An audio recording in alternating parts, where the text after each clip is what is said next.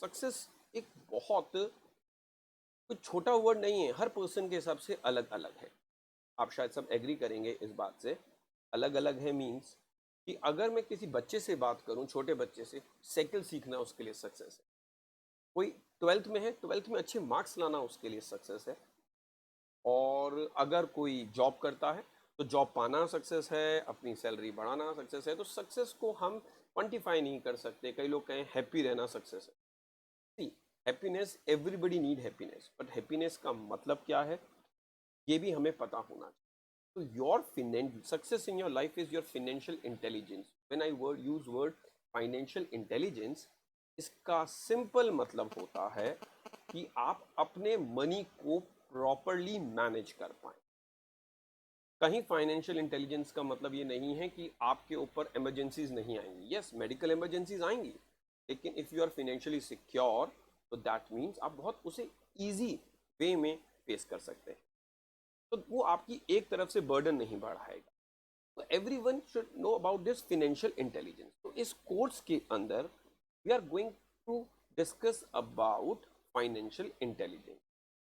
इस पूरे कोर्स में हम फाइनेंशियल इंटेलिजेंस के बारे में ही डिस्कस करने वाले हैं। अब एक डेफिनेशन से मैं स्टार्ट कर रहा हूं। What do you mean by rich? Rich का मतलब क्या होता है? Rich, what do you mean by rich? अगर मैं पूछूं रिच का मतलब क्या होता है, देखिए गौरव जी ने जो एक डेफिनेशन बताई, अगर मैं बात करूं रिच, रिच की कहीं कोई डेफिनेशन नहीं दी, कहीं भी कोई डेफिनेशन दी हुई, कोई कॉम्पिटेंट अथॉरिटी नहीं है जिसने डिसाइड किया हो रिच क्या है। रिच का मतलब है कि हम, जो मेरी फिनेंशियल रिस्पॉन्सिबिलिटी है, अगर मेरे पास इतना मनी मैंने सेव कर लिया है या इतना मैंने इन्वेस्ट कर रखा है कि मेरी financial responsibility will be taken care of. मुझे अब कमाने, अगर मेरे पास जॉब हो या नहीं हो, एक्टिव इनकम हो या नहीं हो, मैं ऑफिस जाऊं चाहे नहीं जाऊं, my financial responsibility will be taken care of. मेरे घर का राशन भी डलेगा, मैं मेडिकल इमरजेंसीज देख सकता हूँ, मैं काम अपनी इच्छा के लिए कर रहा हूँ। That is known as financial freedom, that is known as financial freedom, and that is also a age of retirement. लोग रिटायरमेंट का मतलब ही नहीं समझ पाते। वो सोचते हैं एक एज के बाद आदमी रिटायर होता है, नहीं। कई लोग सोचते हैं मुझे बहुत जल्दी रिटायर होना है। तो रिटायरमेंट होने का मतलब कहीं नहीं है, कहीं भी रिटायरमेंट होने का मतलब नहीं है कि आप ये कह रहे हैं कि मैं काम नहीं करना चाहता। आप ये कह रहे हैं मैं पैसे के लिए काम नहीं करना चाहता हूं, कि मुझे इसलिए कि मुझे करना ही करना पड़ेगा, अगर मैं नहीं काम करूंगा तो शायद मेरी फाइनेंशियल रिस्पॉन्सिबिलिटी, मेरी घर की ईएमआई का क्या होगा, मेरे बच्चों की फीस का क्या होगा, मेडिकल इमरजेंसी का क्या होगा। लेकिन आपने इतना बड़ा कॉर्पस, इतनी बड़ी वेल्थ क्रिएट कर रखी है कि उसके बारे में आपको ध्यान रखने की जरूरत नहीं है। That is a rich, for me that is a rich. अगर मैंने वो स्टैंडर्ड अचीव कर लिया है, अब वो स्टैंडर्ड अचीव कैसे करेंगे, हम इस चीज पे आते हैं। अब भी अगर आपने देखा हो, अगर किसी को ज्यादा पैसे कमाने हैं तो हम क्या करते हैं, हम और ज्यादा मेहनत करते हैं, no doubt about it. So we are completely engrossed in trying to generate more income. हम इतने बिजी हैं इनकम, ज्यादा से ज्यादा इनकम कमाने के अंदर, कि we forgot to manage the money that has already earn. और हम भूल चुके हैं उस मनी को जो हमने कमाया है उसके साथ किया जाए। ज्यादातर मैंने लोगों को देखा है, उनका फोकस होता है ज्यादा से ज्यादा इनकम जनरेट करना। नो डाउट अबाउट इट, ये सबका होना चाहिए और इसमें कुछ गलत है भी नहीं। लेकिन इस पूरे प्रोसेस में हम एक स्टेप भूल जाते हैं जो हमने कमा लिया है। जो अभी अंकुश जी ने एक वर्ड यूज किया कि मनी मनी को कमाए, मनी मनी को कमाए, money will generate more money. तो हम उस प्रोसेस को भूल जाते हैं। अब कोई कहता है नहीं, हम तो नहीं भूलते, हमारा कहीं ना कहीं पैसा इन्वेस्टेड है। See, क्या हम इन्वेस्टमेंट का मतलब समझते हैं कि इट्स जस्ट लाइक दैट, कि अगर मुझे दिल्ली जाना है और मैं जयपुर में रहता हूँ तो might be I can use car also and I can use flight also, airplane mode also, मैं एयर मोड से भी जा सकता हूँ। बट इट डिपेंड मैं, मेरे को पहुंचना कितना जल्दी है। But I will not use a cycle. क्यों?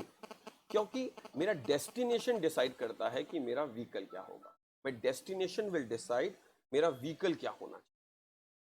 तो how to manage our money, तो this course is about how to manage active income. आप जो कमा रहे हैं दैट इज गुड, वो आपको इंक्रीज करनी चाहिए। नाउ सबसे पहला आता है वी ऑल सेव, हम सेव, सब लोग सेव करते हैं, मैं भी सेव करता हूँ, आप भी सेव करते हो, बचपन से हमें सिखाया गया है। हमारा फर्स्ट फिनेंशियल गुरु हमारी फैमिली होती है, हमारे फादर होते हैं, हमारी मदर होती है, जिन्होंने सिखाया। आज भी इंडियन फैमिली में अगर अपनी मदर को देखेंगे तो वो पैसे अपने हस्बैंड से छुपा के कहीं ना कहीं पैसे जोड़, बिल्कुल जोड़ती, आज भी जोड़ती हैं। And womens are very good saver, women are very good saver. आप यहाँ पे जितनी भी विमेन ने हमारे साथ आज ये क्लास ज्वाइन की होगी, आप उनसे पूछेंगे ना, उनके पास कहीं ना कहीं सेविंग फाइनेंशियली छुपा के पड़ी होगी, वो उनको पता होगा, बिल्कुल पता होगा। तो they are very good saver. But now, और बचपन से हमने सीखा, बचपन से सबने सीखा है, मेरे फादर ने भी मुझे सिखाया पैसा जोड़ना चाहिए, लेकिन व्हाट, क्या सेव होने से सब कुछ सही होता है? एक बचपन में हमें कॉन्सेप्ट बताया गया, पिगी बैंक। पिगी बैंक सबने सुना होगा, जिसको हम गुल्लक भी बोलते हैं। अब पिगी बैंक होता क्या है, आपको पता है? पिगी बैंक, पिगी बैंक ये कॉन्सेप्ट आया कैसे, इसको पिगी बैंक नाम क्यों दिया गया? वेस्टर्न कंट्रीज में, अगर आपको पता हो, वेस्टर्न कंट्रीज में दे ईट पिग, पिग वो खाते हैं, व्हाइट पिग्स आते हैं, दे यूज टू ईट, वो पिग खाते हैं। तो क्या होता था, जब वो खाना होता था, every person need to save the food, वो फूड सेव करना होता था। लेकिन जब उनके पास खाना आता था, उस जमाने में ना फ्रिज हुआ करते थे ना कुछ, तो वो खाना खराब हो जाया करता था पड़ा पड़ा। तो वो कहते थे इसे कैसे सेव करें, तो वो क्या करते थे, पिग्स को पालते थे और उनको फूड देते थे। तो वो पिग क्या होता था, फूड खाने से और मोटा हो जाता था। तो देन आफ्टर दैट वो उस पिग को ही खाने में वापस से यूज करते थे। तो that was the concept of piggy bank, तो लाया गया। तो piggy bank is a how you save your money. लेकिन धीरे धीरे मार्केट इन्वॉल्व हुआ। आपके सामने एक पिक्चर आ रही है जिसमें साफ लिखा है, save to invest, don't save to save. The only reason to save money is to invest it. आपको इन्वेस्ट करना होगा। अगर आप सबने सुना हो, इन्वेस्ट करना मतलब आप अपनी मनी को ग्रो करना चाहते हैं। सेव करने का मतलब बस आप उस मनी को बाकी चीजों से बचाना चाहते हैं। सेव करना हुआ, गुल्लक में रखना हो पैसा, या सेविंग बैंक में रखना हो, या फिक्स डिपॉजिट में रखना हो, that will be termed as saving. अब आप कहेंगे कि एफडी पे तो इंटरेस्ट मिलता है। सी, एक मार्केट में इन्फ्लेशन रेट होती है, आपने सुना हो महंगाई दर। अगर आज हमारी कंट्री की अगर महंगाई दर 5 या 6% चल रही है, 4% चल रही है, तो 100 रुपए की चीज एक साल बाद 104 रुपए की हो जाएगी। और मैं अगर एफडीआर में मनी रखता हूं तो 100 रुपए का पैसा 105 हो जाएगा। फिर उस 105 में से इस 5 पे हमें टैक्स भी देना होगा गवर्नमेंट को, तो ले दे के 104 ही हमारे हाथ में आएगा। तो दैट मीन्स एक सेविंग ही हुई, हमारा मनी ग्रो नहीं हो रहा। महेश सर आज क्लास में नहीं है। महेश सर, मैंने एक चीज डिस्कस की थी, तो उन्होंने मुझे एक चीज भी बताई थी, मैं इसको हमेशा क्लासेस में यूज करता हूँ, आई लाइक दिस, कि हम कभी ये नहीं बोलते कि कब क्या बोलते हैं, जैसे मेरे बच्चों को मैं, I want to grow my child, I never use word I want to save my child. मैं कभी, हम नहीं, आपके अपने माँ बाप से सुना ही नहीं होगा मैं अपने बच्चों को बचाना चाहता हूँ, नहीं, हम अपने बच्चों को बढ़ाना चाहते हैं, ग्रो करना चाहते हैं। लेकिन मनी के साथ हम क्या यूज करते हैं word, I want to save my money. बहुत कम लोग बोलते हैं I want to grow my money, मैं अपने पैसे को बढ़ाना चाहता हूँ। यहाँ ग्रो का मतलब क्या होगा, यहाँ ग्रो का मतलब होगा कि अगर आपका मनी अगर इन्फ्लेशन रेट से ज्यादा पैसा कमा रहा है, that will be named as investment. अगर मार्केट में इन्फ्लेशन रेट है 5% और आपका पैसा 10% की रेट या 5% से जो भी ज्यादा कमा के आपको दे रहा है, हम उसको इन्वेस्टमेंट की कैटेगरी में डाल देते हैं। यानी अब आपका मनी ग्रो हो रहा है। 100 रुपए के 110 हो गए इन्वेस्टमेंट से, लेकिन उस प्रोडक्ट 105 का ही हुआ, तो मैंने 5 रुपए बचाए, that is my investment. Now money start growing, मेरी मनी क्या हो गई है, ग्रो। अब बात आती है इन्वेस्टमेंट। इन्वेस्टमेंट होता क्या है, क्या शेयर में पैसे लगाने को इन्वेस्टमेंट बोलते हैं? इन्वेस्टमेंट वर्ड आया कैसे? हम, अब इन्वेस्टमेंट, ये डेफिनेशन जरूर देखिएगा, बहुत ही इंपॉर्टेंट है। परचेज ऑफ गुड्स और थिंग, कोई भी गुड्स और सामान जो हम परचेज करते हैं, not for a consumption, use करने के लिए नहीं, but for creating wealth by holding down. ऐसी कोई भी चीज या वस्तु को परचेस करना, उसको यूज नहीं करने के लिए, बस उससे वेल्थ क्रिएट कर रहे हैं, उसको लंबे समय तक रोक के। जैसे इफ मैंने कोई लैंड परचेस करी, मैं उस लैंड को कुछ यूज नहीं कर रहा हूं, बस रख के छोड़ दी, मैं उसे कंज्यूम भी नहीं कर रहा हूं, ताकि कुछ समय बाद इस लैंड की वैल्यू बढ़ जाएगी लंबे समय बाद, तो that will be termed as my investment. अगर मैं गोल्ड में पैसा लगाता हूँ, गोल्ड में, नॉट ज्वेलरी के अंदर, गोल्ड में, अगर मैं ज्वेलरी में पैसा लगाऊंगा तो वो तो मेरा कंजम्पशन हो जाएगा। अगर वो मेरा कंजम्पशन हो जाएगा तो मैं उससे वेल्थ क्रिएट करने की कभी नहीं सोच सकता। लेकिन अगर मैं गोल्ड यानी अपन कॉइन ले लीजिए, बिस्किट ले लीजिए, अगर हम, या फिर हम ईटीएफ गोल्ड ले रहे हैं या हम गोल्ड बॉन्ड्स ले रहे हैं, हम इसके बारे में भी चर्चा करेंगे, क्या गोल्ड में कैसे परचेस करना, किस रूप से परचेस करना चाहिए, क्या बेनिफिट है हमारे लिए। तो उद्देश्य होना चाहिए creating wealth for long term. तो दैट मीन्स क्या, तो इन्वेस्टमेंट कुछ भी हो सकता है, इंपॉर्टेंट क्या है, लॉन्ग टर्म। इंपॉर्टेंट क्या आया, लॉन्ग टर्म। तो क्या कुछ भी लॉन्ग टर्म अगर अपन जोड़ लें तो वो हमारा इन्वेस्टमेंट है। मैं आपको एक चीज बताता हूँ, एक पर्सनल एक्सपीरियंस आपसे शेयर कर रहा हूँ। जब मैं पढ़ाई कर मेरी कंप्लीट हुई, एक वर्ड होता है स्वेल्ड हेड। उस समय में लगता है हमें सब कुछ आता है, मुझे भी कुछ ऐसा लगता था, यार मैंने इतनी पढ़ाई करी है, मुझे तो बहुत कुछ आता है। मेरे फादर, उस समय मुझे लगता था लॉन्ग टर्म इन्वेस्टिंग होनी चाहिए, और आज भी मुझे लगता है। तो मुझे अच्छे से याद है, मेरा फर्स्ट एनकाउंटर हुआ शेयर से, साउथ बैंक से। मेरे फादर के पास पहले से कुछ शेयर पड़े थे। ही सेड कि बेटा इसका कोई राइट इशू आया, क्या करना चाहिए। मैंने कहा पापा अपन को खरीदना चाहिए और अपन को इसको इन्वेस्ट करना चाहिए, बिल्कुल। और अपन लंबे समय तक छोड़ देंगे, 10 साल 20 साल बाद देखना पापा, आज HDFC देखो कितना हो गया, ऐसे ये भी शेयर बहुत बढ़ गया। उन्होंने कहा, उन्होंने, मेरे को ऐसा लग रहा था सब कुछ सही होगा। उस समय उस शेयर की वैल्यू थी 23 रुपये। मैंने लॉन्ग टर्म तक होल्ड किया, आज उसकी शेयर की वैल्यू है 17 रुपये का। 10 साल होल्ड किया देन। तो दैट मीन्स क्या लॉन्ग टर्म होल्ड करने से ही शेयर के पैसे बढ़ जाते हैं? क्या लॉन्ग टर्म होल्ड करने से नहीं, वो ही हमारा कोर्स है, कौन सी असेट्स को लॉन्ग टर्म होल्ड किया जाए और कितनी होल्ड किया जाए। लोग इन्वेस्टमेंट का मतलब ही शेयर से जोड़ लेते हैं, कुछ लोग नहीं। कोई भी चीज, अगर कोई भी चीज, अगर चाहे वो गोल्ड हो, चाहे वो लैंड हो, चाहे वो शेयर्स हो, चाहे वो म्यूचुअल फंड हो, चाहे वो बॉन्ड हो, वो इन्वेस्टमेंट हो सकती है, पर वो लॉन्ग टर्म के लिए होनी चाहिए। उद्देश्य होना चाहिए क्रिएटिंग वेल्थ। तो ये दो तो बिहेवियर एस्पेक्ट हो गए, लॉन्ग टर्म होल्ड करना। और कौन सी एसेट्स होना चाहिए वो भी हम आपको बताएंगे। तो इस कोर्स के अंदर दो इश्यूज डिस्कस किए जाएंगे। पहला, how to select an assets, and then your behaviour aspect, कि उसको लंबे समय तक कैसे रोका जाए। तो ये है इन्वेस्टमेंट की डेफिनेशन। प्रॉपर्टी बहुत सारी चीजें हैं, मेरे घर में फर्नीचर है, वो भी मेरी प्रॉपर्टी है, मेरा घर भी मेरी प्रॉपर्टी है, बट वो मेरा इन्वेस्टमेंट नहीं। क्यों? अब आप कहेंगे घर की वैल्यू बढ़, भले ही घर की वैल्यू बढ़ती होगी, पर घर आप कंज्यूम करते हैं, कोई भी घर बेचने के लिए नहीं खरीदता। अगर वो घर बेचेगा तो तुरंत दोबारा घर जरूर खरीदेगा। तो पहला हमें समझना होगा। हाँ, एक घर के बाद अगर आप कोई दूसरा फ्लैट या घर खरीद रहे हैं विद द एंटिसिपेशन कि इसकी वैल्यू बढ़नी चाहिए, दैट विल बिकम इन्वेस्टमेंट। तो हमें इन्वेस्टमेंट और असेट्स में डिफरेंस पता होना, प्रॉपर्टी में डिफरेंस होना चाहिए। इन्वेस्टमेंट हम उसे कंज्यूम नहीं करते, चाहे वो शेयर्स हो या वो लैंड हो। आगे चलते हैं, हु इज इन्वेस्टर। अब ये एक बहुत ही अच्छी डेफिनेशन है, who is investor. Are you a full time investor?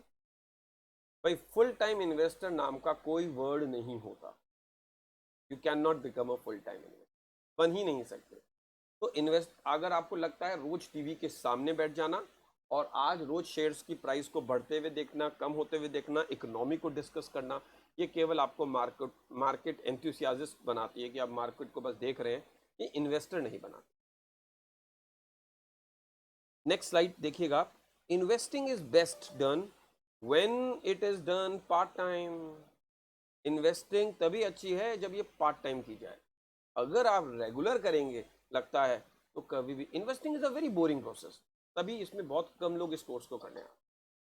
Believe me, मैं झूठ नहीं बोल रहा हूँ, मुझे भी ऐसा लगता था। लेकिन आज I have made my portfolio, जब मेरे पोर्टफोलियो बने, मैं आज भी काम करता हूँ, ऐसी बात नहीं है। I am a lecturer also, मैं अकाउंटेंसी का लेक्चर हूँ, टैक्सेशन का लेक्चर लेता हूँ, कॉलेज में भी लेता हूँ, मेरी क्लासेस भी रहती हैं। बट मैंने एक चीज़ देखी, but now I am free.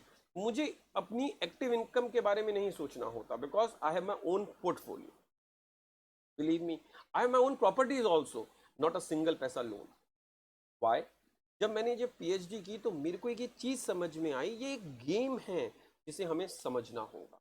अगर हमने समझा तो हम जल्दी से जल्दी फिनेंशियल फ्रीडम की तरफ जाएंगे। अगर आप देखें इसी एक लाइन पे मैं इसको अंडरलाइन कर रहा हूँ, आई लव दिस लाइन, कि मैंने एक बुक में पढ़ते वक्त की थी और मेरी पीएचडी की don't look at investing to make you rich, look at investing to keep you rich. कभी भी ये मत सोचिए इन्वेस्टमेंट आपको पैसे वाला बना सकते हैं, नहीं, वो आपको रिच रखते हैं, रिच बनाते नहीं हैं।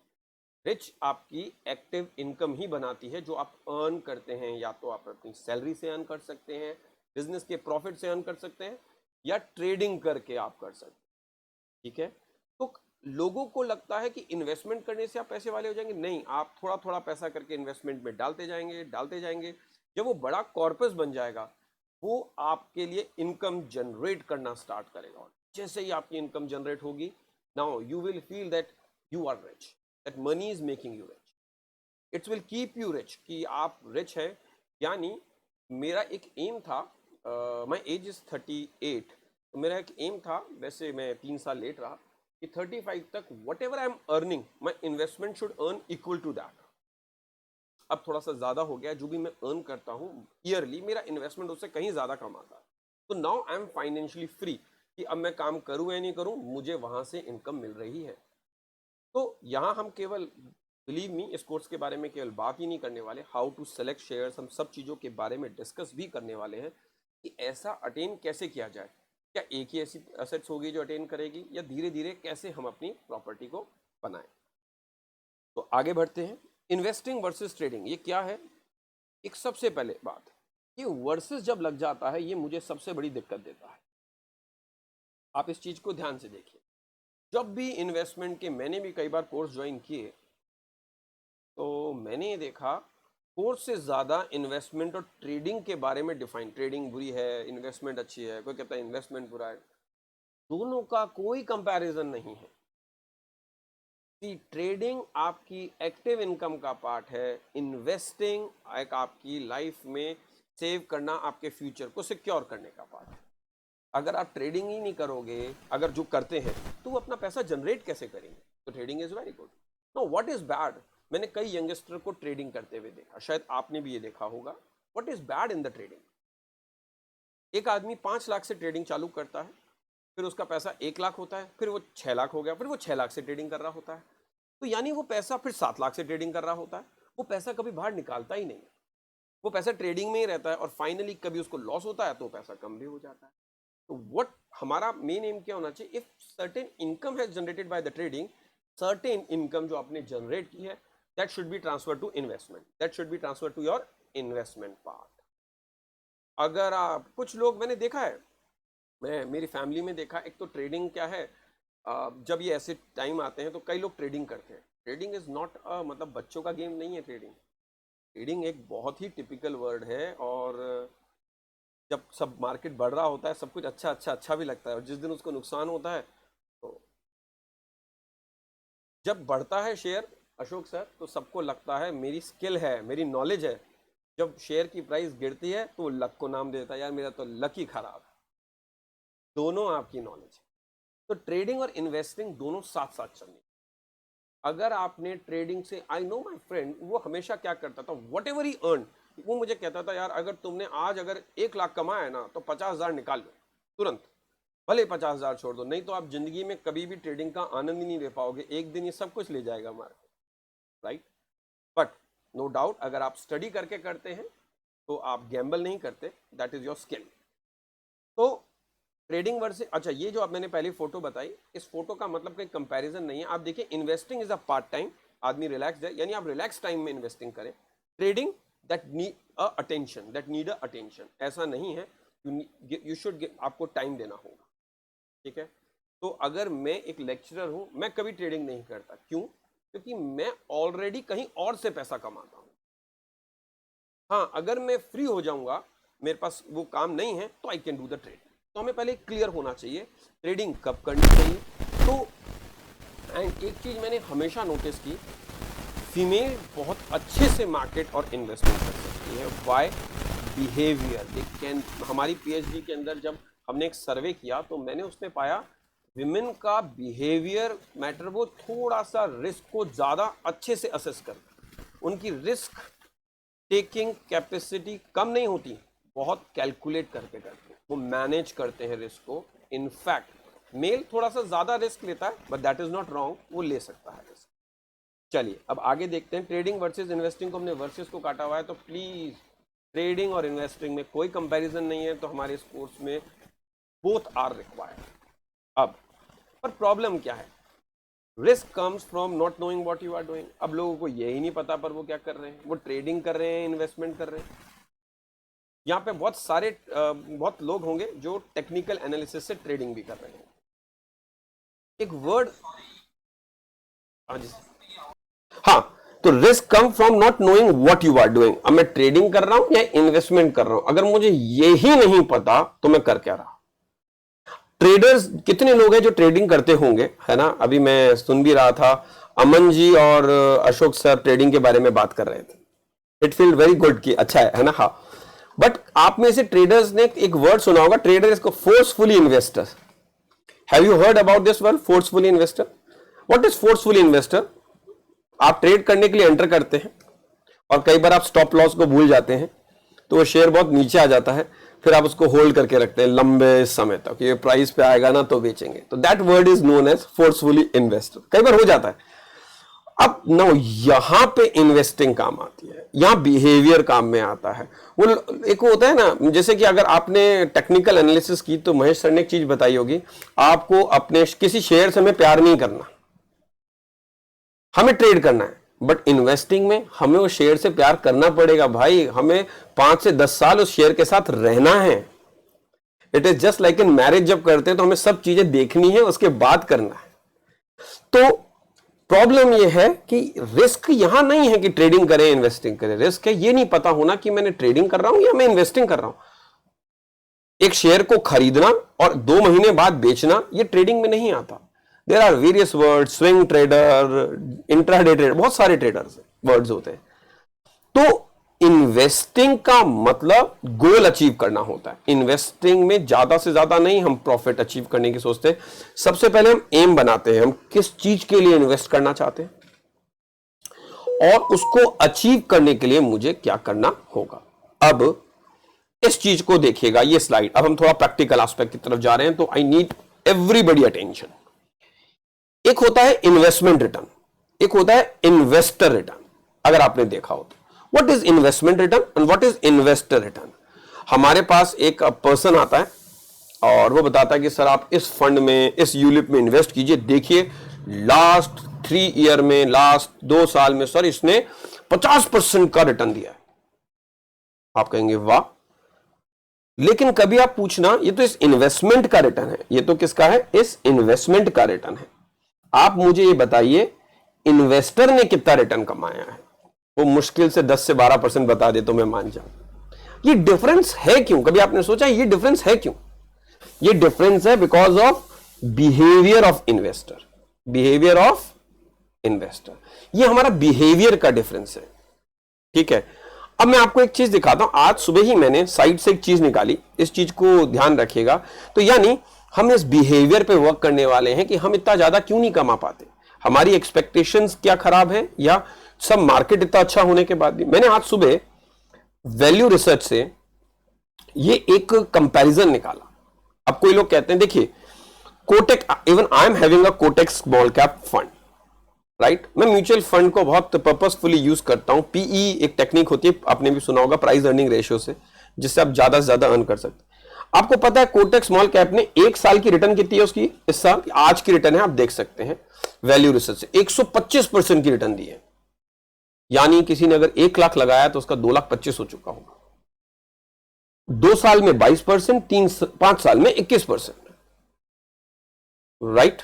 तो ये इन्वेस्टमेंट रिटर्न है, 114, 94, 86, 107। पर क्या इन्वेस्टर की रिटर्न रही होगी?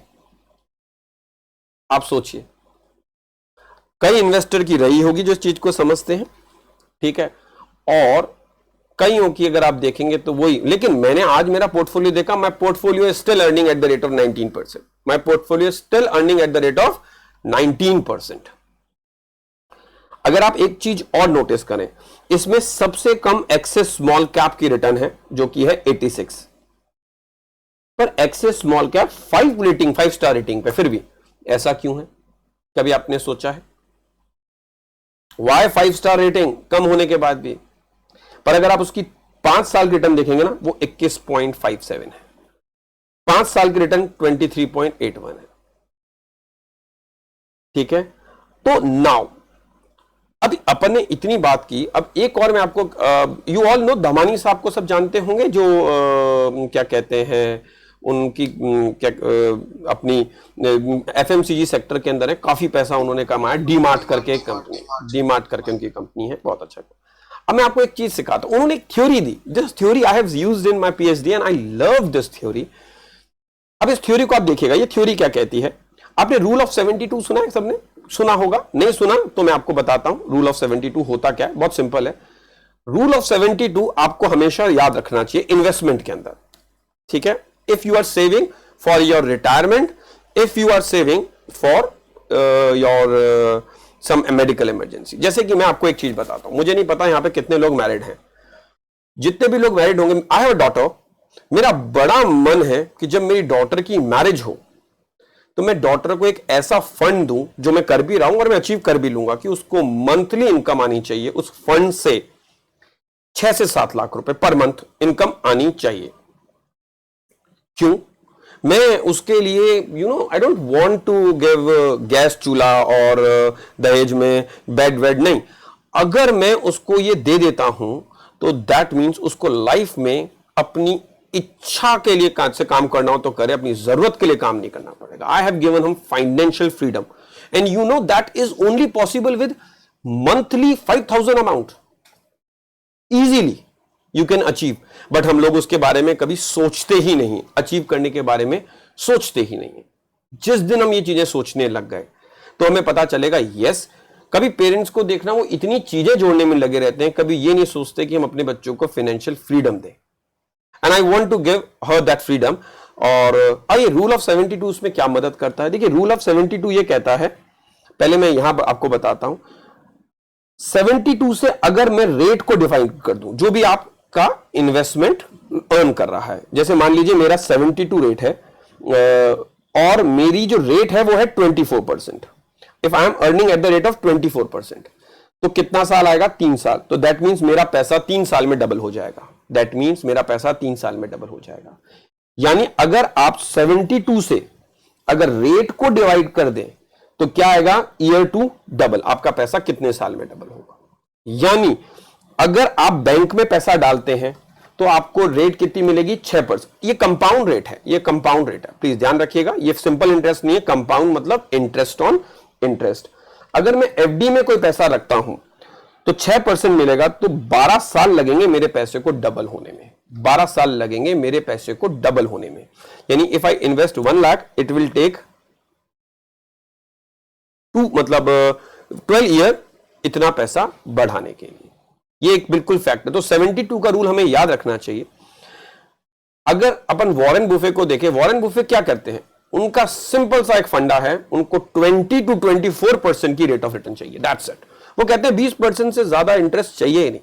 If you earn at the rate of 20 और 24%, तो आप 3 साल में अपना पैसा डबल कर लेते हो। कितने साल में? 3 साल में। एंड दैट कैन बी, आप कर सकते हैं। अगर आप देखिए, इधर मैं आपके सामने चल रहा हूं, अभी मैंने आपको दिखाया, ये म्यूचुअल फंड सारे के सारे 20% के हिसाब से रिटर्न दे रहे हैं। मैं आपको इसमें हमने एक रिसर्च करी। इस रिसर्च में एक चीज देखी कि सपोज करो, अगर जैसे हम जमीन भी खरीदते हैं, हम सब जमीन सब खरीदते होंगे, है ना? अशोक सर, कई लोग जमीन में इन्वेस्ट करते हैं, कई लोग गोल्ड में इन्वेस्ट करते हैं, कई लोग शेयर में इन्वेस्ट करते हैं। अब आप कह रहे होंगे जैसे मैं मेरी डॉटर के लिए कैसे कर सकता हूं। देखो मैं आपको एक चीज दिखाता हूं, ठीक है? सपोज करो मेरे पास 10 लाख रुपीज है, 10 लाख रुपीज मैंने मेरी डॉटर के लिए सेव किए, राइट? और मैं जितना हम लॉन्ग टर्म के लिए पैसा इन्वेस्ट करते हैं, उतना ही रिस्क खत्म हो जाता है वॉलेटिलिटी का। मार्केट, भले ही मार्केट ऐसे चले, लेकिन मार्केट चलता हमेशा ऊपर है, ठीक है? कभी कभी नीचे भी आता है, पर ऊपर आता ही आता है, because we are living in developing country. तो अगर मेरे पास 10 लाख है और मैं मानता हूं कि ठीक है, 30 साल है मेरे पास पैसा ग्रो करने के लिए, मेरी डॉटर के लिए, ठीक है?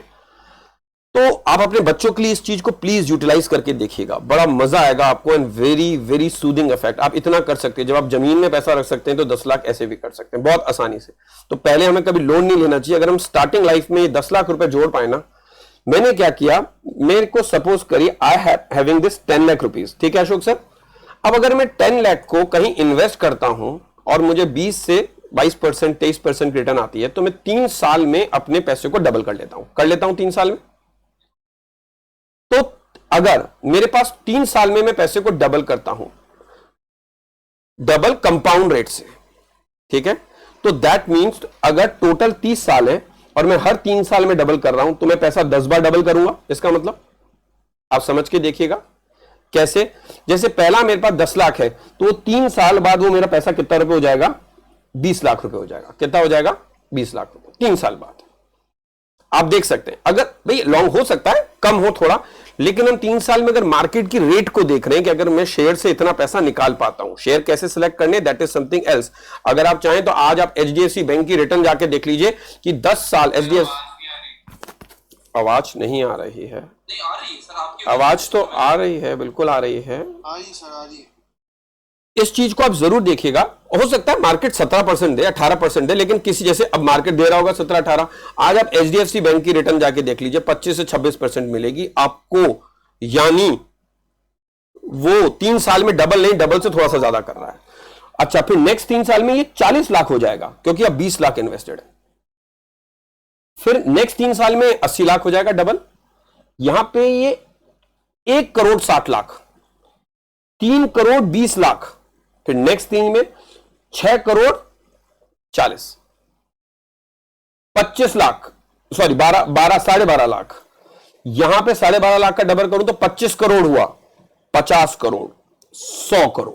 एक सिंपल कैलकुलेशन देखिए, 10 लाख अगर हम 30 साल तक ग्रो करने के लिए छोड़ दें 20 से 22% की रिटर्न से, तो वो 100 करोड़ हो जाते हैं।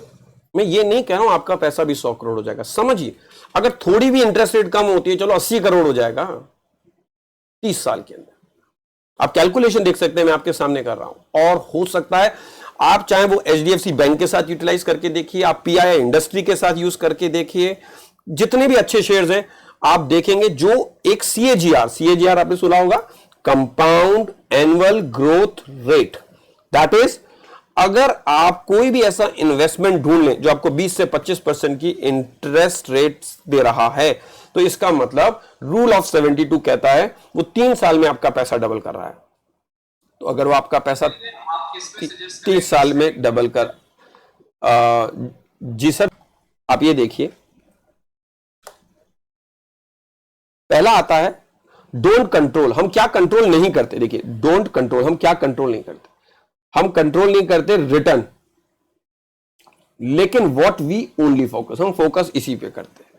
इतनी देर तक मैं आपको 20% बोल रहा था, everyone was focusing on 20%, right, everyone 25%, 23%, right. तो प्रॉब्लम क्या है, हम इसे कभी कंट्रोल नहीं करते इस चीज को, we never control this thing. लेकिन हमारे जितने भी इन्वेस्टमेंट होते हैं वो रिटर्न देख के किए जाते हैं।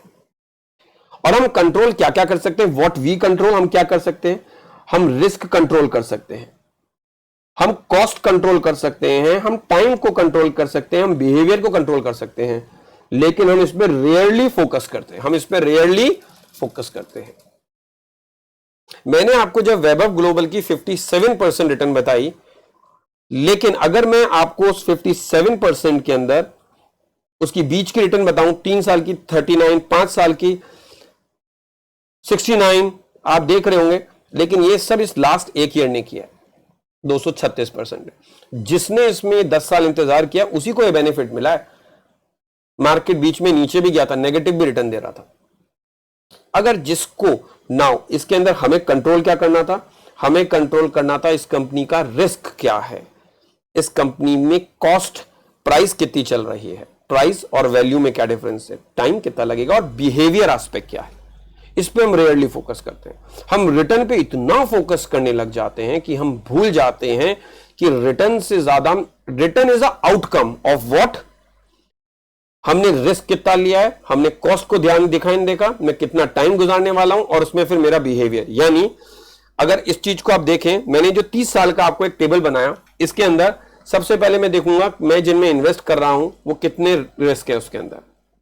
क्या मैंने सस्ते में लिया है, कॉस्ट कम है, प्राइस से वैल्यू कम है, कितना टाइम मुझे रुकना होगा, और मेरे बिहेवियर को मुझे कंट्रोल करना होगा। कई लोग आके कहेंगे साहब ये बिल्कुल बुरा चलता है, कुछ काम का ही नहीं। हमें इन पे फोकस करना है तो वील गेट अ रिटर्न, पर हम रिटर्न को फोकस करते रहते हैं। आपने देखा होगा कभी हम ना कार चलाते हैं तो हम कभी देखेगा आप, हम जब टोल पे आते हैं, टोल पे एक बहुत ही अच्छी चीज होती है, हम डिसाइड नहीं कर पाते हम कौन सी लेन में जाएं। एक लेन में कम है, एक लेन में ज्यादा है, एक लेन में ज्यादा है, कम है। हम एक में जाते हैं और जिस लेन में जाते हैं वो रुक जाती है और दूसरी चलने लग जाती है। ये होता है, ये एक्चुअल में नहीं होता, ये हमारे बिहेवियर में हो रहा होता है। हम फिर इधर शिफ्ट होते हैं तो वो वाली चलने लग जाती है। ये हमारे बिहेवियर में होता है। दोनों गाड़ी एक ही रेट से निकलती है और यही हम इन्वेस्टमेंट में करते हैं, हम रिटर्न देखते रहते हैं। आप देखना कई लोगों के साथ इन्वेस्टमेंट में होता है, वो बहुत सालों तक उस शेयर को रोक के रखते हैं, वो बढ़ता ही नहीं है, बढ़ता ही नहीं है, गिर और जाता है, फिर वो उस प्राइस पे आता है, हम बेच के निकल जाते हैं और जैसे हम बेच के निकलते हैं वो बढ़ने लग जाता है। ये कईयों के साथ होता है। This is a behaviour aspect जिसपे हमें बात करनी होगी, ठीक है। नाउ तो बिहेवियर मतलब मैं इस लाइन को बहुत अच्छा मानता हूं। Stock market is a device, stock market एक डिवाइस है for transferring money from impatient to patient. जो उतावले लोग होते हैं उनसे जो पेशेंट लोग। एक बार एक आदमी से पूछा, यार एक आदमी आया कि यार मुझे ना बहुत जल्दी 50 लाख कमाने हैं मार्केट में, क्या करूं यार, मुझे बस 50 लाख कमाने। तो हमने कहा बहुत आसान है, क्या बहुत आसानी से कमा सकते हो। उसने कहा क्या, कहते 1 करोड़ ले पर लिया हो जाएंगे 50 लाख बहुत जल्दी। तो नाउ स्टॉक मार्केट में दो तरह के लोग हैं, एक तजुर्बे वाले और एक बिना तजुर्बे वाले, एक्सपीरियंस और जिनके पास एक्सपीरियंस नहीं है।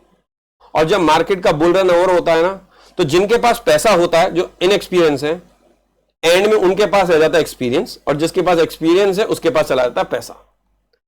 जिसके पास तजुर्बा है वो पैसा लेके चले जाता है, जिसके पास तजुर्बा नहीं है उसको तजुर्बा मिल जाता है उस पैसों से। तो इन्वेस्टमेंट हम लॉन्ग टर्म के बारे में, शॉर्ट टर्म के बारे में बात ही नहीं कर रहे, ठीक है। तो ये अगर आप ये समझ गए कि मुझे उन इम्पेशेंट लोगों पे टारगेट करना है और पेशेंट होकर बैठना है, रिलैक्स होके, तभी, यानी चाहे वो 30 साल वाली टेक्निक हो, चाहे वो HDFC की हो, चाहे वो देवी लैब्स हो, चाहे वो क्या कहते हैं वैभव ग्लोबल हो। तो इसका मतलब नहीं है अब आपको वैभव ग्लोबल में जाके लगाना चाहिए।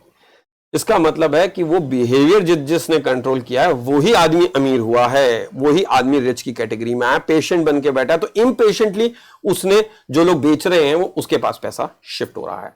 तो ये चीज सबसे इंपॉर्टेंट है इस कोर्स के अंदर, बिहेवियर एस्पेक्ट, ठीक है। एक बड़ा क्वेश्चन पूछा जाता है हमसे, ये क्वेश्चन पूछा जाता है कि सर, मैंने कहीं भी जब मैं क्लास ले रहा होता हूं, ये आता है कि सर अब तो HDFC इतना महंगा हो गया, अब क्या लगाएं इसमें। यही हमारी गलती है। यहां फंडामेंटल काम करता है, क्या HDFC सही में महंगा हो गया या अभी और पोटेंशियल, और हम उसको सोचते हैं अब तो ये बहुत महंगा हो गया, हम छोड़ देते हैं और वो वहीं से और बढ़ना चालू हो जाता है। अगर ऐसा ही है तो गो एंड सी MRF 83 पे जा सकता है, आइशर मोटर, कितने कितने महंगे शेयर है, पेज इंडस्ट्री, ऐसा कुछ नहीं है, ठीक है। आगे चलें। Now there are two things, एक होता है लक, एक होता है स्किल। लक और स्किल में डिफरेंस क्या होता है? लक और स्किल में हमें समझना होगा, कहीं भी अगर आप लूज कर सकते हैं पर्पसफुली लूज कर सकते हैं किसी भी चीज को, दैट रिक्वायर्ड स्किल। अगर मैं क्रिकेट खेल रहा हूं तो मैं चाहूं तो मैं क्रिकेट हार सकता हूं, बिल्कुल हार सकता हूं, चाहूं तो मैं जीत भी सकता हूं, ये मेरे पर डिपेंड है, मेरी स्किल है। लेकिन अगर मैं आपको स्टॉक मार्केट में पैसे देके बोलूं कि आपको ऐसे इन्वेस्ट करने हैं कि आपका पैसा कम हो जाना चाहिए, आपने आज ऐसे बुरे से बुरे शेयर ले लिए, लेकिन कल मार्केट में एक पॉजिटिव न्यूज आई, शायद फिर शेयर बढ़ जाए, तो यानी it is completely a luck. तो जब लक ही है, स्किल है ही नहीं, तो मेरे को इन्वेस्टमेंट की क्या जरूरत है? फिर तो लक ही चल रहा है सब कुछ। कहते हैं कि यहां इस चीज को आपको समझना है, लक होता क्या है। कभी आपने सोचा व्हाट इज लक? लक का मतलब होता है, ये डेफिनेशन मैंने एक किताब पढ़ी थी रॉबिन शर्मा की, the monk who sold Ferrari, the monk who sold Ferrari. उसमें मैंने ये देखा when preparation meets opportunity is known as luck. Means मैं एग्जामिनेशन में कम पढ़कर गया, 4 ही टॉपिक पढ़कर गया और वो ही टॉपिक आ जाए तो मैं लकी हूं। कैसे? अब लेकिन अपॉर्चुनिटी वो क्वेश्चन थे, प्रिपरेशन मैंने जो 4 क्वेश्चन पढ़े थे वो दोनों आपस में आके मिल गए तो मैं लकी हो गया। When preparation meets opportunity. ठीक है, आपके पास वो शेयर्स है, आपने खरीद रहे हो, धीरे धीरे खरीदे जा रहे हो। मार्केट को नहीं पता कि आपने शेयर खरीद लिया कि वो बढ़ जाए। डोंट सी कि मार्केट आज ही बढ़ना चाहिए। आपको 10 साल बाद इसका इफेक्ट देखना है, 20 साल बाद देखना है। आप प्रिपेयर थे, अपॉर्चुनिटी आई, यानी जिसने वैभव 10 साल पहले खरीदा हुआ था, जिसने एचडीएफसी खरीदा हुआ था, वो अपॉर्चुनिटी आई तो वो आज लकी है। तो लक है क्या? लक का मतलब ये नहीं है कि लेकिन हम इंस्टेंट ग्रेटिफिकेशन चाहते हैं, बहुत जल्दी अमीर होना चाहते हैं। या अमीर होने का मतलब मैं ये नहीं कह रहा हूं बहुत ज्यादा पैसा कमाना चाहते हैं। या अमीर होने का मतलब है कि हम हमारी टारगेट को अचीव। तो यानी अगर मैंने एक अप्रोच रखी है कि मेरी डॉटर के लिए मुझे करना है, तो मैं म्यूचुअल फंड में इन्वेस्ट भी करता हूं, मैं शेयर में भी इन्वेस्ट करता हूं। मैंने 2 पोर्टफोलियो बना रखे हैं। अब दोनों में से मैं ये तो नहीं जानता कि दोनों 100 करोड़ कमाएंगे नहीं कमाएंगे, पर कुछ ना कुछ तो दोनों इतना लेके जाएंगे कि उसको बहुत कुछ मिल पाए। अब जैसे कि मैंने आपको बोला 5-6 लाख, आप सोच के देखिए अगर किसी के पास 5 करोड़ 50 करोड़ भी है ना, या 10 करोड़ भी है, तो वो चीज को इजीली मैनेज कर सकता है। तो लक का हमें पता होना चाहिए। तो लक का कभी ये मत ध्यान रखिएगा, लक का मतलब है कि अपने आप कुछ होगा। प्रिपरेशन, अगर कोई इन जॉब लेने गया है, वो वही क्वेश्चन पढ़कर गया और वो उससे पूछे गए, तो आपके पास अपॉर्चुनिटी भी है और आपके पास प्रिपरेशन भी है। वो दोनों साथ मिलनी बहुत जरूरी है। Now this slide is very important. अपनी इन्वेस्टमेंट लाइफ डिस्कस करने से पहले हमें हमारे वॉलेट या हमारे पर्स के बारे में पता होना चाहिए। पर्स क्या होता है? जैसे एक बॉडी के अंदर, हेल्दी बॉडी के अंदर, कोरोना में तो सब जानते होंगे इस बारे में, हमें मिनरल्स चाहिए, विटामिन चाहिए, कार्बोहाइड्रेट चाहिए, प्रोटीन चाहिए। एक भी चीज की कमी, डेफिशिएंसी आपको बीमारी की तरफ लेके जा सकती है। राइट? आप इम्यूनिटी स्ट्रांग करते हैं, बीमारी कुछ नहीं है। Lack of vitamin, lack of mineral, मतलब अशोक सर आप उसको बहुत अच्छे से बता सकते होंगे, अशोक सर ने मुझे भी गाइड किया। बीमारी कुछ नहीं है, जो फ्यूचर में जाके बीमारी होती है ना बहुत बड़ी, वो होती है जो हमने विटामिन मिनरल्स की डेफिशिएंसी, वो उस बीमारी का रूप दे देती है। Right Ashok sir? सही कह रहा हूं शायद, है ना? हाँ, तो अब हमें जैसे जैसे, तो मेरे वॉलेट के अंदर भी कुछ नहीं है, अगर कोई भी एक एस्पेक्ट कम है ना, वो आगे जाके बीमारी का रूप लेगी और मैं स्ट्रगल करता रहूंगा। मैं हमेशा स्ट्रगल। देखिए अगर मेहनत करने से कोई अमीर हो जाता ना, तो सबसे ज्यादा अमीर वो मजदूर होता जो घर बनाने में रोज पत्थर उठाता है और रोज गड्ढा खोदता है। मेहनत करनी चाहिए, but at the same time money manage, आपका मनी, हम मनी मैनेजमेंट पे ध्यान ही नहीं देते, बस कमाने पे ध्यान देते रहते हैं। Now what is healthy wallet? एक आदमी के पास 4 तरह से इनकम कमाता है। वो 4 तरीके होते हैं उसको इनकम कमाने के। पहला, इसको मैं, let me change the colour first, active income. What is active income? वो जो काम कर रहा है। अगर वो ट्रेडिंग कर रहा है, उससे अगर कोई पैसा कमाता है तो वो उसकी एक्टिव इनकम है। राइट? और अगर वो बिजनेस कर रहा है तो प्रॉफिट एक्टिव इनकम है। और अगर मैं जैसे पढ़ा रहा हूं तो वो मेरी एक्टिव इनकम है। पर पहले हमें पता होना चाहिए। मैंने कहा ना, रिस्क क्या है हमें पता ही नहीं है हम क्या कर रहे हैं। जैसे एक दुकानदार परचूनी की दुकान खोल के अपने आप को बिजनेसमैन कहता है, नहीं, he is a self employed. वो बिजनेसमैन नहीं है, वो सेल्फ एम्प्लॉयड है। आप उससे कहो कि भैया दुकान छोड़ के आज घूमने चलना है, चले, वो चल ही जा ही नहीं सकता। वो अपनी खुद की जॉब कर रहा है, अपने लिए जॉब कर रहा है। उसे सुबह से शाम तक 6 बजे शटर भी खोलना है और 10 बजे शटर उसी को बंद करना है, और उसको अपने कैश बॉक्स, जिसको हम गल्ला बोलते हैं, उसके पास में बैठना ही बैठना पड़ेगा। तो वो बिजनेस नहीं कर रहा है, वो सेल्फ एम्प्लॉयड है, वो अपनी खुद की जॉब कर रहा है। तो एक्टिव इनकम मतलब मैं जो पढ़ा रहा हूं उससे जो मैं कमा रहा हूं, दैट इज एक्टिव इनकम। कोई ट्रेडिंग से कमा रहा है, कोई बिजनेस से कमा रहा है, वॉट एवर, कोई भी किसी से भी। तो हर इंसान की एक तो एक्टिव इनकम होनी बहुत जरूरी है। दूसरी, guaranteed income. What is this guaranteed income? फिर वो कुछ पैसा एफडीआर में रखता है जिससे उसको फिक्स इंटरेस्ट की इनकम होगी ही होगी। इसको हम इमरजेंसी फंड बोलते हैं। What is emergency fund? हर इंसान को उसका जितना भी खर्चा है उसका 10 गुना या 12 गुना एक साल का उसके पास हमेशा, इससे ज्यादा उसके पास एफडीआर नहीं होनी चाहिए। जैसे सपोज करिए मेरा खर्चा है घर का 1 लाख रुपए महीने का, तो इंटू 12 में 12 लाख मेरे पास हमेशा गारंटेड होने चाहिए। क्यों? अगर मुझे 12 महीने जॉब नहीं भी मिले तो मेरा 12 महीने तक खर्चा चल सकता है। इसका मतलब मेरी इमरजेंसी फंड हो गया।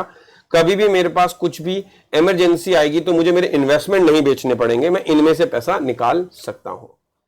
जैसे ही गारंटेड इनकम अचीव होती है, मैं जाता हूं पैसिव इनकम में। अब ये पैसिव इनकम क्या होती है?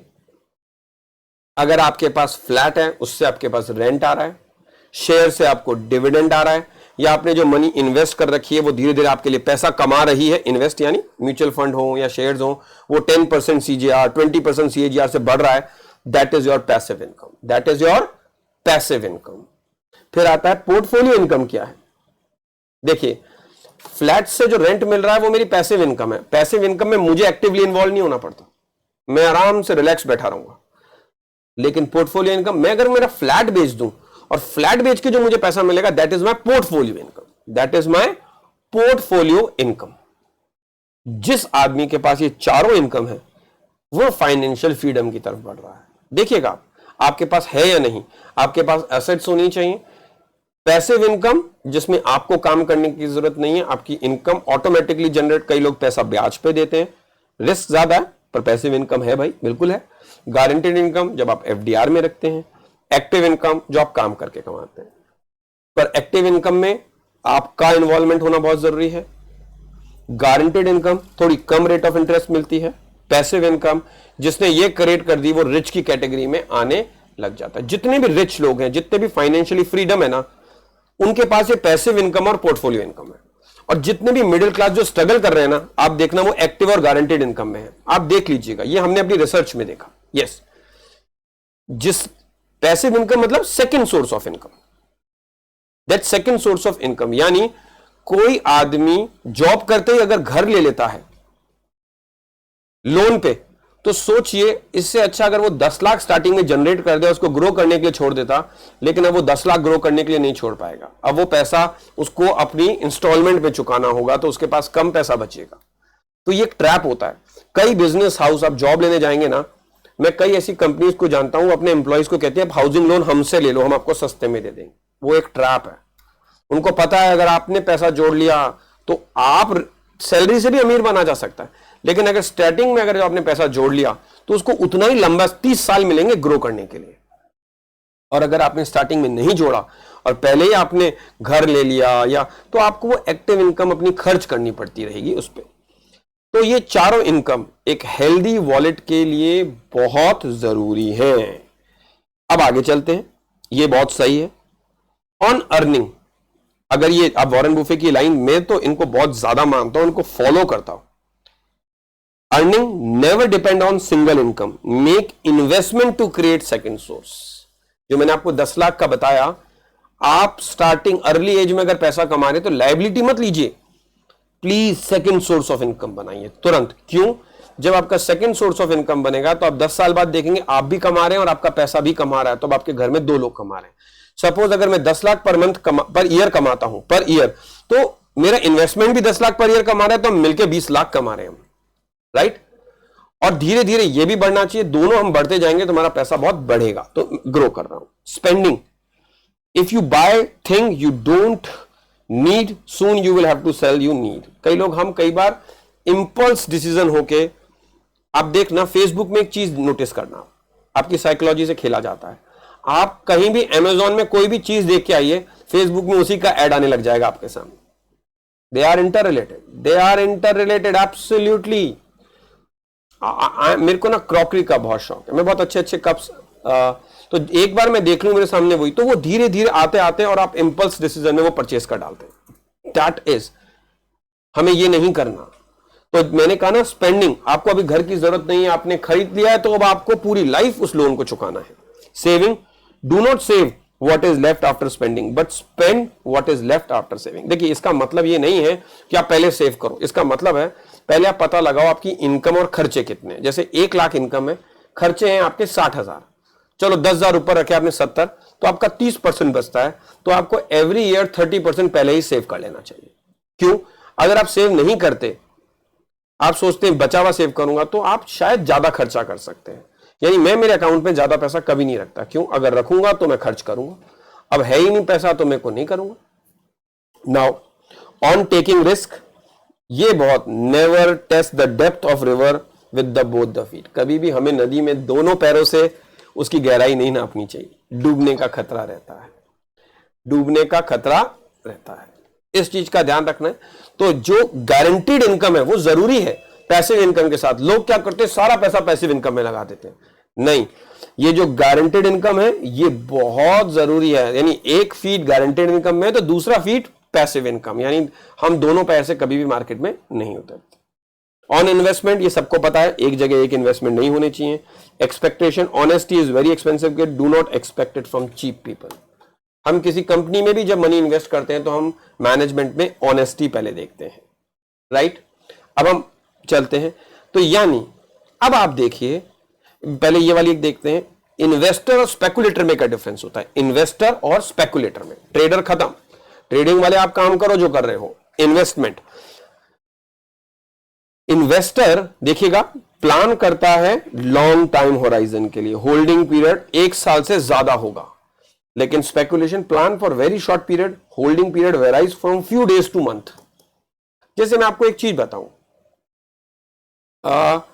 मैं क्या बताना, तो टाटा मोटर, अगर हम गौरव जी जो बात बता रहे हैं वो more towards speculation, speculation is not wrong, और शेयर में स्पेकुलेशन ही आपको अमीर बनाता है। फंडामेंटल और स्पेकुलेशन दोनों मिल जाए ना साथ में आके, तो शेयर पता नहीं कहां भाग जाता है। हमें केवल फंडामेंटल ही नहीं देखना होता, हमें यह भी देखना होता है फंडामेंटली स्ट्रांग है, और जब इसमें स्पेकुलेशन जिस दिन आएगा, यानी जिस दिन पब्लिक को लगेगा ये बढ़ने वाला है, सारी पब्लिक कूदेगी, वो दिन मेरे को प्रॉफिट कमा के देगा। तो स्पेकुलेशन कुछ होल्डिंग टाइम का होता है। तो लेकिन मैं अभी ये नहीं देख सकता कि 10 साल में मेरे को टाटा का अभी कोई भी विजन नजर नहीं आ रहा, क्योंकि बाकी कंपनी भी लेके आएंगी। अगर मैं वही मारुति कंपनी को देखूं, मारुति कंपनी भी लेके तो आएगी, इलेक्ट्रिक कार्स बिल्कुल काम कर रही है, और मारुति कंपनी के पास एक भी पैसे का लोन नहीं है। तो आप खुद सोचिए।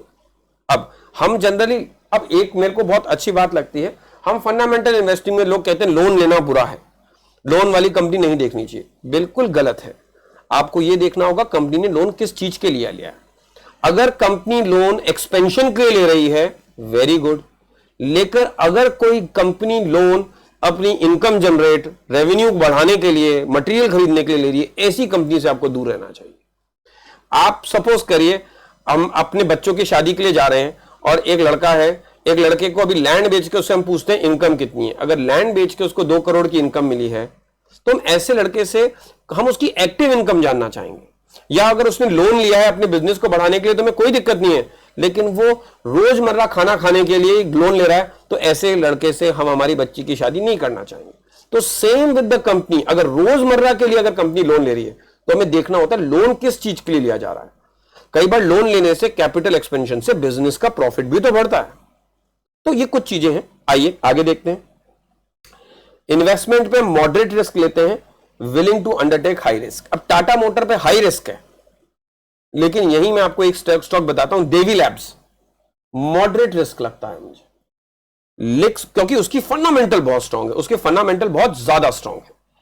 Likes to have moderate return for limited risk. मेरे को भैया नहीं चाहिए 50%, मुझे तो 20 से 22% मिल जाए, मतलब मैं मानता हूं 18 से 20% मुझे मिल जाता, आई एम तो हैप्पी। लेकिन like to have high return assuming high risk, risk भी हाई है। फिर कंसिडर फंडामेंटल फैक्टर, इन्वेस्टर हमेशा फंडामेंटल फैक्टर देखता है। तो जब गौरव जी से मेरी बात हुई तो मैंने कहा उन्होंने बिल्कुल सही बताया, लेकिन फंडामेंटली वो अभी नहीं है, तो मैं फंडामेंटल फैक्टर को देखूंगा तो मैं टाटा मोटर में शायद इन्वेस्ट नहीं करूं लॉन्ग टर्म के लिए। कंसिडर इनसाइड इंफॉर्मेशन, हेयर से मार्केट बिहेवियर, लेकिन ये मार्केट बिहेवियर है कि कंपनी बहुत अच्छा करेगी, कंपनी में सो कॉल्ड कंपनी के अंदर इलेक्ट्रिक व्हीकल्स आ रहे हैं, use is own fund, avoid borrowed fund. ऐसी कंपनी जो अपने फंड, यानी इतना पैसा कमाती है कि वो अपने लोन धीरे धीरे चुकाए जा रही है, और उसके बाद इतना पैसा है वो, यानी मैंने बताया जो खुद इतना पैसा कमाता हो इजीली लोन भी चुका सकता है। लेकिन ये company use borrowed fund, supplement his personal sources. तो now try to see this speculation, और इसमें आपको डिफरेंस होना चाहिए। कोई कंपनी फंडामेंटली स्ट्रांग नहीं है और आपको लगता है बढ़ने वाली है, आप उसमें इन्वेस्ट कर रहे हैं, तो आप याद करिए आप इन्वेस्ट नहीं कर रहे हैं, आप स्पेकुलेट कर रहे हैं। तो क्या speculation is bad? Nope. Speculation का फायदा मिल सकता है तो उठाइए। तो रिस्क क्या है ये जानने में हमें यही नहीं पता हम क्या कर रहे हैं। तो इन्वेस्टमेंट, ट्रेडिंग, स्पेकुलेशन। ट्रेडिंग अभी खरीदा, चार्ट ने बोला बेच दो, बेच दिया। स्पेकुलेशन, हमें लगता है लोग इसमें बहुत शेयर खरीदने वाले हैं, इसमें पॉजिटिव चलेगा, कुछ समय के लिए रहेगा ये बुलिश, खरीद लो, लेकिन लॉन्ग टर्म के लिए मत रखो, फिर आपको बेचना भी पड़ेगा जब वो टाइम पे आएगा। तो नाउ बहुत थोड़ा सा सर अभी आपने जो बात